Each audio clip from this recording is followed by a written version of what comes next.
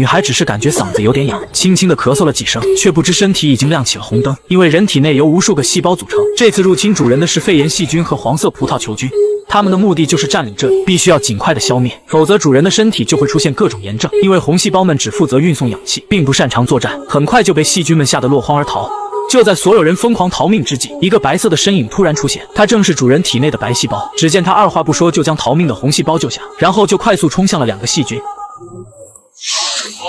随着小兵们被一个的放倒，黄色葡萄球菌也走了过来，可他还没说2句狠话，就被白细胞用飞刀轻松送走。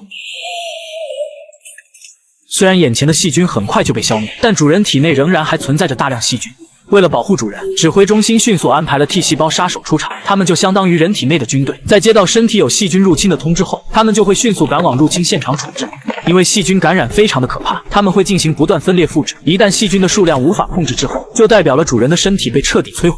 而与此同时，红细胞小爱也来到了主人肺部运送物资，谁知就在这时，箱子却突然被一根触手给划开。原来竟然是肺炎球菌隐藏在了箱子里，这瞬间就把小爱吓得瑟瑟发抖，本以为自己即将被对方消灭，谁知下一秒，白细胞就突然从天花板上落下。由于这里是主人的肺部位置，他只好将肺炎球菌吸引到安全的地方，然后趁其不备，果断按下了一个免疫系统的开关。下一秒，肺炎球菌就被一个透明罩给牢牢困住，最终被运送到了火箭当中。随着火箭的迅速起飞，天空瞬间就爆发出耀眼的烟花。虽然这对女孩来说只是一个简单的喷嚏，而对于体内的无数细胞们来说，却是一场来之不易的胜利。